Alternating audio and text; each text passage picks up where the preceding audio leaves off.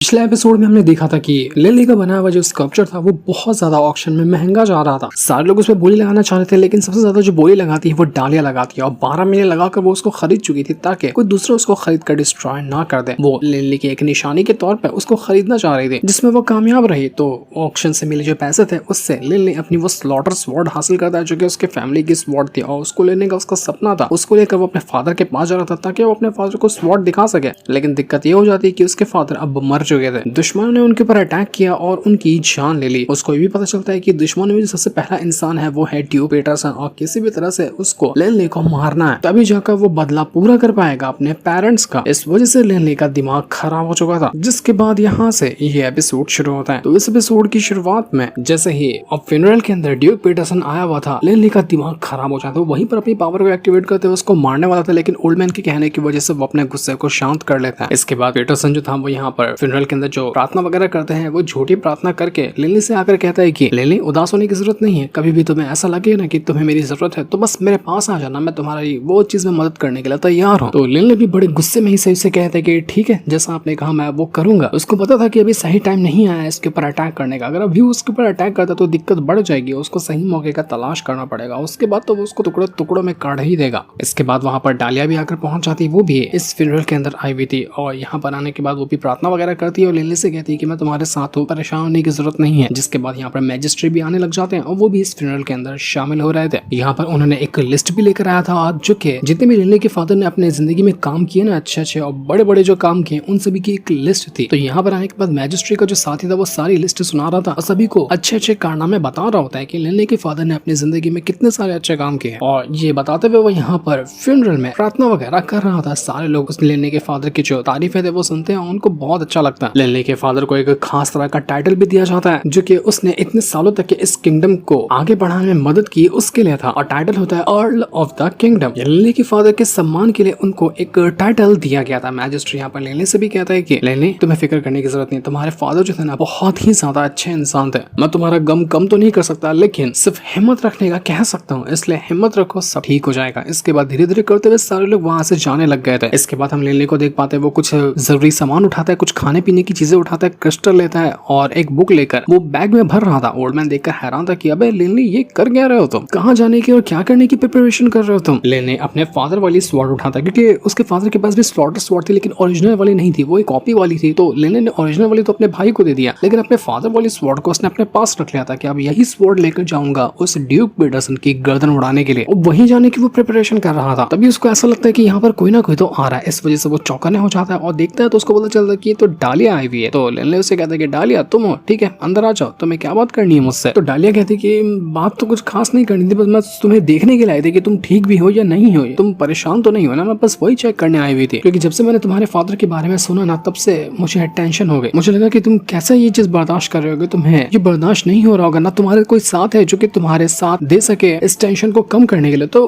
वही चीज की मुझे टेंशन थी, तो मैं तुमसे मिलने के लिए आ गई और साथ में अपने एक बुरी खबर भी लाई हूँ कि शायद मुझे अब यहाँ से जाना होगा, मुझे अपने एम्पायर में वापस जाना पड़ेगा क्योंकि मेरा क्लान वाला जो है वो मुझे वापस बुला रहे हैं। तो लिली डालिया से कहता है कि डालिया क्या तुम वापस लौट कर आओगी मेरे पास। तो ये सुनकर डालिया कहती है कि हो सकता है कि लौट कर आऊं 1 साल में या फिर कुछ और साल भी लग जाए, कोशिश करूंगी मैं लौट कर आने की तुम्हारे पास। वो दोनों के दोनों एकदम इमोशनल थे। लिली यहाँ पर डालिया को जाने नहीं देना चाह रहा था और डालिया भी होती वो जाना नहीं चाह रही थी, और दोनों यहाँ पर एकदम इमोशनल होकर खड़े हुए थे। लेकिन जैसे ये इमोशनल थे वो दोनों एक दूसरे को किस कर लेते और यहाँ पर पहली बार इन दोनों के बीच में जो लव वाली फीलिंग थी वो शुरू हो चुकी थी। जिस तरह से विलेन से लिली को धोखा मिला, उसके बाद डालिया ही ऐसी लड़की थी जो उसको सच्चा प्यार करती है और यहाँ पर आखिरकार इनके लव की शुरुआत हुई। लिली भी समझ गया डालिया की फीलिंग्स को और डालिया तो अभी भी वैसे भी लिली से उतना ही प्यार करती है। डालिया लिली से कहती है कि लिली अपना ख्याल रखना, मैं जल्द से जल्द आऊंगी तुम्हारे पास वापस लौट के। लिली भी उसको रोकने तो चाह रहा था कि वो उसको डालिया को जाने ना दे, लेकिन वो रोकता नहीं क्योंकि वो किस लिए रोकेगा, क्योंकि वो खुद जा रहा है उस ड्यूक पीटरसन से बदला लेने के लिए, सभी दुश्मनों को सबक सिखाने के लिए। तो जब तक डालिया लौटकर उसके पास आएगी तब तक कि वो अपने सारे दुश्मनों को खत्म कर देगा और अपनी माँ की सच्चाई भी जान लेगा कि किस तरह से उनको मारा गया था, तो सारे दुश्मनों से बदला लेने में उसके लिए आसानी होगी। इसके बाद लिली सबसे पहले जाता है वही सेक्रेट यूनियन वालों के पास, क्योंकि उन्होंने उसको कहा था ना कि तुम्हें जल्द से जल्द बताना होगा कि तुम हमारे सेक्रेट यूनियन को ज्वाइन करना चाहते हो या नहीं करना चाहते हो, क्योंकि मैजिस्ट्रेट जो है वो भी यहाँ पर उसी सेक्रेट यूनियन का पार्ट है। तो इसलिए यहाँ पर लिली आकर उनसे कह देता है कि ठीक है मैं आपका सेक्रेट यूनियन ज्वाइन करने के लिए तैयार हूँ, मैं मैजिस्ट्रेट के साथ रहकर काम करना चाहता हूँ।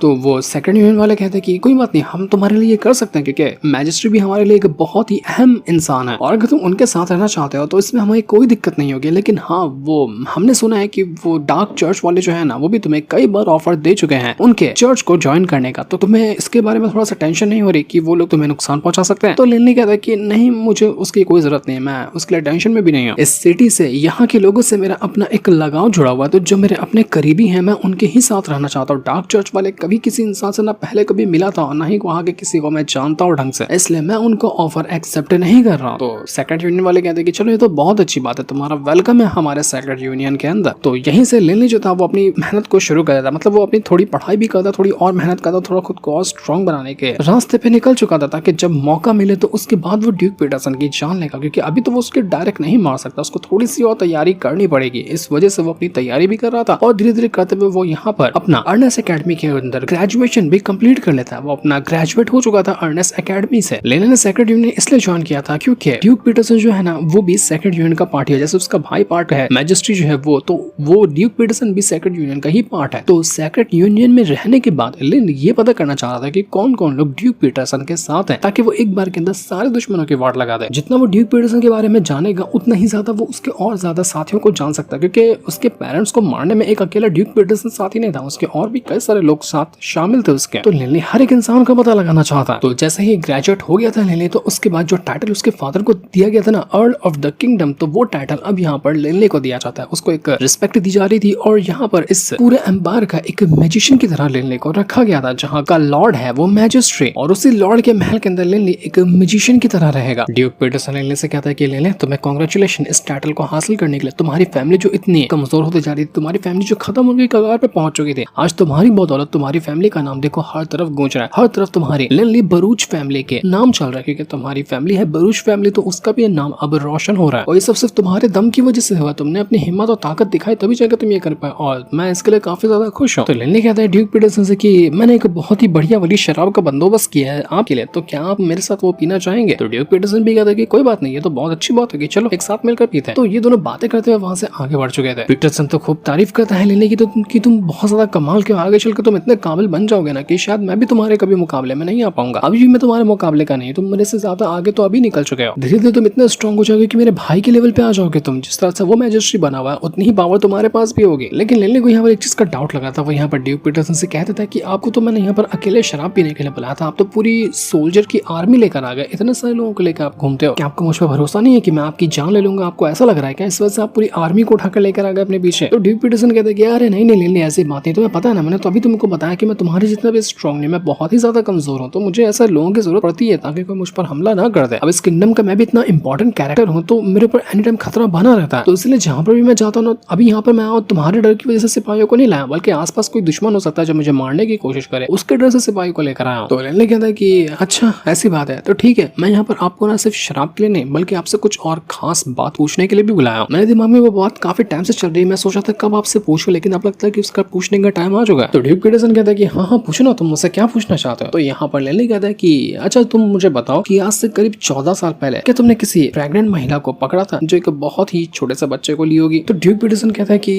वैसे मैं तुम्हें बता दूं तो मैंने बहुत सारी लड़कियों को पकड़ा है अपना थोड़ा एंजॉयमेंट करने के लिए, लेकिन 14 साल पहले किसी खास प्रेग्नेंट लड़की जो बच्चे के साथ में हो गई ऐसा याद नहीं आ रहा। लेकिन तभी उसको दिमाग में याद आता है कि अरे हाँ यार, ये तो वो इसकी बात कर रहा ना जो कि इस लिनली की माँ थी। कहीं इसको सच्चाई तो नहीं पता चल गई ना कि इसकी माँ को मारने में मेरा ही हाथ था? उसकी फटकर हाथ में आ गए थे कि कहीं इसी प्लानिंग के चलते तो लिनली ने मुझे यहाँ पर नहीं बुलाया ना? वो कहता है कि लिनली मैं ऐसे किसी औरत को नहीं जानता, तुम किसकी बात करो मुझे समझ में नहीं आता। लिनली कहता है कि बेवकूफ समझ रखा है क्या मुझे पता है कि तू जान चुका है किसके बारे में मैं बात कर रहा हूँ। और तभी देखते देखते वहाँ पर कई सारे बंदे आकर पहुंच जाते हैं, जो यहाँ पर आते साथ जितनी भी ड्यूक पीटरसन के साथी वगैरह सिपाही वगैरह को लेकर आया था ना, एक पल के अंदर सभी की जान ले लेते हैं। और ये लोग कोई और नहीं थे बल्कि थे वही डार्क चर्च वाले बंदे, और वही लोग यहाँ पर आए हुए थे। वो लोग कहना चाहते हैं ड्यूक पीटरसन की अरे वह सेकंड यूनियन वालों ने बहुत खर्चा किया तुम्हारी सिक्योरिटी बढ़ाने के लिए, कितना फटी पड़ी रहती है तुम्हारी जो इतनी सिक्योरिटी लेके घूमते हो, देखो क्या काम आई है सिक्योरिटी, मैंने एक पल के अंदर इनको मार डाला। वो एक ही अटैक देकर मारता है बंदा जो डार्क चर्च वाला था उस ड्यूक पीटरसन के ऊपर कि वो दूर जाकर फेंका चुका था, उसकी हड्डी पसली एक हो जाती है। वो डार्क चर्च वाले जो थे वो यहाँ पर आने के बाद लिनली से कहना चाहते कि लिनली देखो हमें खबर मिली ना कि तुम सेकंड यूनियन को ज्वाइन कर लिया, तो वही चीज देखने के लिए हम यहाँ पर आए थे। क्या तुम सच में अभी भी सेकंड यूनियन वाले को साथ देना चाहते हो या फिर अभी भी तुमने अपना इरादा बदला है और हमारे डार्क चर्च को ज्वाइन करना चाहते हो? अगर नहीं करोगे तो फिर देखो जैसे कि ड्यूक पीटरसन का हाल किया, अगले पल तुम्हारा भी वही वही हाल होगा। लेकिन लेने तुरंत अपनी पावर को एक्टिवेट करता है और सीधा पावर एक्टिवेट करने के बाद वो डार्क चर्च वालों के साथ भिड़ चुका था कि भाड़ में जाओ तुम लोग, मुझे अभी वैसे भी बहुत सारे काम है, तुम बीच में आकर मेरा दिमाग खराब मत करो। तो सीधा यहाँ पर जितने भी डार्क चर्च वाले बंदे उसके ऊपर अटैक करते हैं, लेने अपनी पावर का इस्तेमाल करते हुए उनके साथ फाइट करने लग गया था। वो अपने एलिमेंट की पावर यूज करता है और अपनी सारी पावर को यूज करने के बाद वो उनको मारे जा रहा था। लेकिन अकेले एक बंदे नहीं बल्कि कई सारे बंदे आए हुए थे और वो सभी मिलकर यहाँ पर लेने को पकड़ लेते हैं और तालाब के अंदर लेने जाकर गिर जाता है। वहाँ पे एक स्विमिंग पूल जैसा बना हुआ था, उसी के अंदर वो गिर चुका था। लेकिन जैसे वो अंदर गिरा ना, अंदर जाने के बाद वो अपना वही ड्रैगन गॉड फॉर्म में आ जाता है और ड्रैगन गॉड बनने के बाद तो वो इतना भयंकर और इतना गुस्सैल हो चुका था कि उसकी पावर का हिसाब भी नहीं लगाया जा सकता। डार्क चर्च वालों की तो फटकर हाथ में आ जाती कि भाई इंसान से ये शैतान कैसे बन गया, अचानक में ये गॉड बनकर कैसे बाहर निकल कर आया तालाब से। वो लोग जब तक कुछ सोच समझ पाते तब तक लेने ने एक एक को पकड़ पकड़ कर टुकड़े टुकड़े कर दिए थे। जितने को भी वो पकड़ता ना, सबको बीच में से आधा आधा करके फेंके जा रहा था। वो जो डार्क चर्च वाला बंदा था वो लिनली की इस पावर को जब देखता ना, वो कहता है कि इंटरेस्टिंग, कमाल की बात है, लाजवाब, जो भी शब्द कहूँ वो कम है तुम्हारे लिए, क्या जलवा दिखाया तुमने यहाँ पर। वो तुरंत एक स्पिरिचुअल चेन के अंदर सीधा लिनली को ट्रैप कर देता है और उसको ट्रैप करने के बाद वो उसके ऊपर अटैक करने की तैयारी कर रहा था। वो लिनली से कहना चाहता है डार्क चर्च वाला बंदा कि तुम यार सच में बहुत ही ज्यादा कमाल के हो, एक्स्ट्राऑर्डिनरी हो तुम, लेकिन फिर भी तुम्हारे पास दिमाग नहीं है। तुम्हें समझना चाहिए कि तुम्हें किसका साथ देना है और किसका साथ नहीं देना है, लेकिन तुम वो नहीं समझते हो। और देखो, हमसे पंगा लेकर, हमसे दुश्मनी लेकर अपनी जान खतरे में डाल लेना, आज तुम यहाँ पर नहीं बचोगे। वो एक बहुत ही खास तरह का फॉर्मेशन क्रिएट कर चुका था जिसके जरिए वो लिनली को जान से मारने की कोशिश कर रहा था और इस फॉर्मेशन का नाम था डार्क रीजन। तो जैसे ये खबर यहाँ पर सेकंड यूनियन वालों को पता चलती है, वो लोग घबरा जाते हैं कि जरा देखो तो लगता है कि लिनली खतरे में है, उसी के घर की तरफ से इतनी भयंकर पावर बाहर निकल कर आ रही है। जब तक कोई वहां पर पहुंच पाता लिनली को बचाने के लिए, तब तक कि वो डार्क रीजन फॉर्मेशन जो होता है वो पूरी तरह से लिनली के ऊपर जाकर गिर चुका था। वो उसकी जान लेने की कोशिश कर रहा होता है। लिनली अपने आप को बचाने की कोशिश कर रहा था, लेकिन कोई खास फायदा होता हुआ नजर नहीं आता। पर लिनली इतनी जल्दी हार कहाँ मानने वाला था। तभी पीछे से आता है बेबे और आते साथ ही वो अटैक देकर मार देता है उस डार्क चर्च वाले बंदे के ऊपर और उसको फाड़ कर आर पार हो चुका था। सीधा उसका शरीर फाड़ा फाड़ कर वो बाहर निकल कर आ गया। जैसे ये काम हुआ था ना, वो डार्क चर्च वाला जो बंदा था उसका कंट्रोल हट जाता है फॉर्मेशन के ऊपर से, और एक बार कंट्रोल हटा तो लेले तुरंत यहाँ पर फॉर्मेशन के ऊपर धनाधन अटैक देकर मारने लग जाता है और कुछ ही पल के अंदर लेले ने उस फॉर्मेशन को ही डिस्ट्रॉय करके रख दिया। वो फॉर्मेशन तोड़ता है और उसके जरिए वो अंदर से बाहर निकल कर आ चुका था। डार्क चर्च वाले हैरान रह गए थे कि ये क्या किया इसने, ये फॉर्मेशन के अंदर से इतनी आसानी से बाहर निकल कर कैसे आ गया। जब तक वो लोग कुछ करवाते तब तक सेक्रेट यूनियन वाले जो थे वो भी वहां पर आकर पहुंचने लगे थे। वो जल्दी जल्दी आकर देखते थे कि लिनली ठीक भी है या फिर नहीं है। तो जब तक वो लोग यहाँ पर आते हैं ना, उनको लिनली तो नजर नहीं आता, लेकिन हम यहाँ पे ड्यूक पीटरसन को देख पाते हैं जिसकी हालत पूरी तरह से खराब थी, लेकिन अभी भी वो जिंदा था। वो कहता है कि चलो बहुत अच्छी बात है, मेरी हड्डी पसली टूट गई लेकिन मैं मरा नहीं अभी तक। लेकिन वो बेचारा अभी खुश भी ढंग से नहीं हुआ था कि मेरी जान बच गई कि तभी वहां पर लिनली आ जाता है बिल्कुल गॉड वाले फॉर्म के अंदर और आते साथ ही वो एक हाथ से ड्यूक पीटरसन का गला पकड़ लेता है और उसके गर्दन दबाते हुए उसको जान से मारने की कोशिश कर रहा था। वो उससे कहता है कि ड्यूक पीटरसन अब बता कि तू जानता है कि नहीं जानता उस औरत को। वो औरत को यार नहीं बल्कि मेरी माँ थी, बता तूने मेरी माँ को कहाँ रखा, क्या अभी भी वो जिंदा है या नहीं है, क्योंकि मेरे फादर को आज भी लगता था कि वो जिंदा है क्योंकि उन्होंने उसकी लाश नहीं देखी। मैं तेरे से पूछना चाहता हूँ कि क्या मेरी माँ अभी भी जिंदा है, और अगर जिंदा है तो तूने उसको कहाँ रखा हुआ। तो ड्यूक पीटरसन कहता है कि देख मुझे मत मार, तो मुझे मारेगा ना तो मैजिस्ट्री तुझे नहीं छोड़ेगा, वो मैजिस्ट्री बहुत ज्यादा गुस्सा हो जाएगा तेरे साथ, तेरे बचने के चांसेस जीरो रहेंगे, इसलिए सही फैसला ले और मेरी जान बख्श दे, मुझे मारने के बारे में गलती से भी मत सोचना। लेकिन लिनली कहते कि मैं तेरे से जो सवाल किया ना उसका जवाब दे वरना काट डालूंगा इधर ही। बता तूने मेरी माँ को कहाँ रखा, क्या किया तूने उसके साथ, मुझे हर एक चीज की जानकारी चाहिए। तो ड्यूक पीटरसन जो था वो कहना चाहता है कि ठीक है मैं तुम्हें बताता हूँ। आज से 14 साल पहले जब तुम्हारी माँ को पकड़ा गया था ना, उस टाइम से तुम्हारी माँ को नहीं पकड़ा गया था, मुझे मैजिस्ट्री ने यानी कि मेरे भाई ने ही ऑर्डर दिया था कि उसको बहुत सारी लड़कियां चाहिए और सभी को मैं पकड़ कर लाकर उसको दो। मैं नहीं जानता कि मेरे भाई को वो लड़कियां क्यों चाहिए थी, तो लड़कियों को पकड़ने के चक्कर में मैंने तुम्हारी माँ को भी पकड़ लिया और तुम्हारी माँ की तरह और भी औरतों को पकड़ा था और सभी को मैंने जाकर दे दिया अपने भाई को। उसके बाद उसने उसके साथ क्या किया मैं नहीं जानता। ओल्ड मैन भी यहाँ पर लेने से कहता कि ले ड्यूक पीटरसन सही कह रहा है, मैं उसके धड़कनों को देखकर महसूस कर पा रहा हूँ कि जिसने भी ये बात कही है ना वो झूठ नहीं है। तो जितनी सच्चाई जानी थी ड्यूक पीटरसन ने लेनी वो जान चुका था, तो उसके बाद उसी टाइम वो उसकी जान लेता है, बीच में से सीधा हाथ घुसाकर उसका दिल फाड़ देता है कि भाई तू मर जा तू। इतना तो लेने को पता चल चुका था कि इसमें मैजिस्ट्री का भी हाथ है, उसके माँ के मरने में अकेला खाली ड्यूक पीटरसन साथ ही नहीं था, उस मैजिस्ट्री का भी कुछ ना कुछ तो कांड है इसके अंदर। और ये होने के बाद लिली आराम से वहां पर बिल्कुल शांति से बैठ जाता है। सेकंड यूनियन वाले वहां पर आते भी हैं, लिली को इस हालत में देखते भी हैं और वो देखकर हैरान रह चुके थे कि इतना बड़ा हादसा हो गया, कितने बाहर से लोग आए डार्क चर्च वाले अटैक करने के लिए, जिसमें शायद ड्यूक पीटरसन मर भी गया, लेकिन लिली को बस हल्की सी खरोंचे आई है। उनको शायद अभी तक के नहीं पता कि ड्यूक पीटरसन को मारने वाला लिली है, ना कि डार्क चर्च वालों ने ड्यूक पीटरसन को मारा। तो जैसे ही इस चीज की खबर वहाँ उस प्रीस्ट को लगती है जो कि सभी के मैजिकल पावर परफॉर्म कर रहा था और अपने पावर के जरिए लाइट के जरिए सभी को अपने कंट्रोल में ले रहा था ना, जिसके बारे में लिली ने भी विलेन को बताया था। तो जैसे वो प्रीस्ट इसके बारे में सुनता है ना कि एक सिर्फ लेवल 7 का बंदा इतने कमाल के बंदों को जान से मार सकता है, वो भी एक नहीं बल्कि कई सारे अकेले होकर, और उसको चोट भी ना लगे। एक काम करो, पकड़ कर अभी लेने को यहाँ पर लेकर आ, मुझे उससे बात करनी है, मुझे देखना है कि आखिर वो इतना ज्यादा स्ट्रॉन्ग कैसे हो गया, आखिर किया क्या उसने जो इतने सारे लोगों को उसने अकेले मार दिया। उधर मैजिस्ट्रेट जो था उसको अभी भी लग रहा था कि डार्क चर्च वालों ने ना उसके भाई को मारा, तो वो पूरी की पूरी आर्मी अपनी बाहर निकाल लेता है कि मेरा एक लौता भाई था ड्यूक पीटरसन और उसको भी डार्क चर्च वालों ने मार दिया, इसलिए मैं उसको नहीं छोड़ूंगा। उसको भी नहीं पता कि ड्यूक पीटरसन को मारने वाला तो लेनली है। लेनली ने ऐसा गेम खेला कि कोई उसके ऊपर शक कर ही नहीं पा रहा है, और ये होते होते ही उसने अपनी पूरी लाखों की आर्मी खड़ी कर ली है डार्क चर्च के ऊपर अटैक करने के लिए। लेकिन लेनली को अब इतना तो पता चल चुका था कि जिस इंसान को अभी तलाश कर रहा है कि आखिर उसकी माँ के साथ किसने क्या किया, वो इंसान असल में कोई और नहीं बल्कि मैजिस्ट्री है। तो मैजिस्ट्री को ये भी ढूंढना पड़ेगा और पता लगाना पड़ेगा उसके जरिए कि आखिर उसने क्या किया है लेनली की माँ के साथ। ड्यूक पीटरसन का तो खेल खत्म कर दिया, अब बारी थी मैजिस्ट्री की। तो इसके बाद हम उसी मॉन्स्टर माउंटेन का सीन देखते हैं जहाँ पर एक बहुत ही अजीब सा बीस्ट अचानक में ही आकर पहुंच जाता है। वो बीस्ट इतना भयंकर था कि मॉन्स्टर माउंटेन के सारे बीस्ट को एक बार के अंदर वो चबा चबा कर खा रहा। काफी ज्यादा खतरनाक और बहुत ही अजीब सा बीस्ट होता है और सारे बीस्ट उसको देखकर डर चुके थे। डायनासोर को वो ऐसे खाता कि मतलब दांत में फंस जाए, वो इतना बड़ा और इतना जायंट था। पता नहीं ये कहां से उठकर आया था, ये कौन था, ये क्या कनेक्शन है इसका, लेकिन ये बहुत ही ज्यादा भयंकर लग रहा था।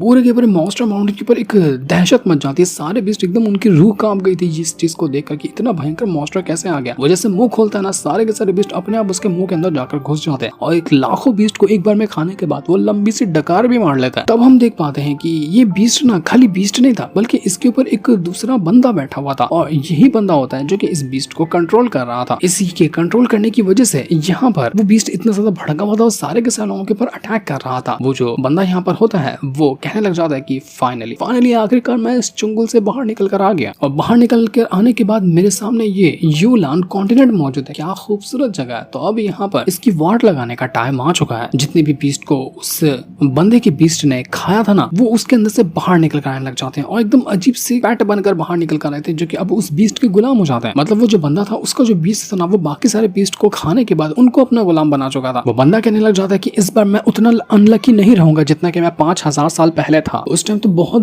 ज्यादा बड़ी दिक्कत हो गई थी, लेकिन इस बार मैं जो सपना था ना मेरा, मैं उसको पूरा करके रहूंगा। लेकिन ये बंदा था कौन, क्या यहाँ पर करने के लिए आया था, क्या उसका अधूरा काम रह गया था 5000 साल पहले का जो अब वो करना चाहता है इस यूलान कॉन्टिनेंट के अंदर। इसमें से हमें कुछ भी नहीं बताया जाता। ये सारी चीजें हमें पता चलेगी नेक्स्ट सीजन के अंदर, क्योंकि लेनी का जो बदला लेना है वो भी अभी बाकी रह गया है। मैजिस्ट्री को वो कैसे मारेगा, बाकी और सच्चाई वो जानेगा, तो क्या सच्चाई है वो सारी चीजें हमें पता चलेगी नेक्स्ट सीजन के अंदर, क्योंकि ये सीजन का लास्ट एपिसोड था और यहीं पे ये पहला सीजन खत्म हो जाता है। जैसे सीजन 2 रिलीज होगा मैं जरूर उसको एक्सप्लेन करूंगा। तब तक हम बाकी सीरीज पे काम करेंगे। मिलते हैं इसके नेक्स्ट सीजन में। उम्मीद करते हैं कि वो जल्दी रिलीज हो जाए। तब तक के लिए थैंक्स फॉर वॉचिंग।